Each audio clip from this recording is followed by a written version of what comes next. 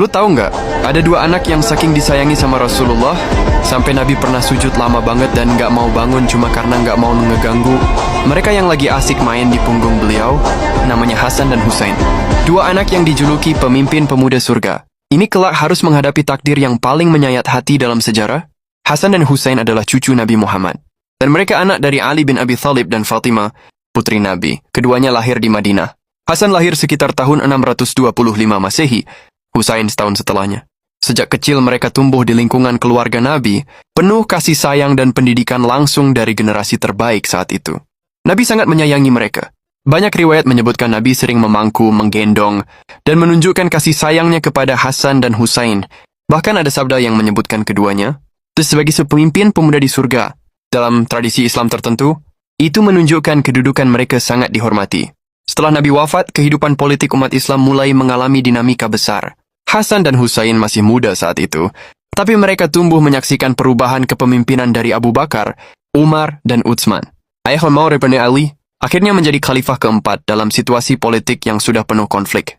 Ketika Ali menjadi khalifah, terjadi perpecahan besar dalam umat. Ada konflik internal yang berujung pada beberapa pertempuran seperti Perang Jamal dan Siffin. Hasan dan Husain berada di sisi ayah mereka dalam periode sulit ini. Tahun 661 Masehi, Ali wafat setelah diserang saat salat. Setelah itu Hasan dibayat sebagai khalifah. Tapi situasinya sangat rumit. Wilayah Syam berada di bawah Muawiyah, dan potensi perang saudara semakin besar. Hasan memilih jalan damai. Ia melakukan perjanjian dengan Muawiyah untuk mencegah pertumpahan darah lebih luas. Hasan menyerahkan kekuasaan dengan syarat-syarat tertentu demi stabilitas umat. Keputusan Hasan ini sering dilihat sebagai bentuk kedewasaannya. Ia lebih memilih menghindari pertempuran besar daripada mempertahankan jabatan dengan kekerasan. Hasan wafat beberapa tahun kemudian di Madinah. Ada perbedaan pendapat dalam sumber sejarah tentang sebab wafatnya, tapi yang jelas ia meninggal relatif muda. Setelah wafatnya Muawiyah, kekuasaan berpindah kepada Yazid. Disinilah peran Husain menjadi pusat perhatian sejarah.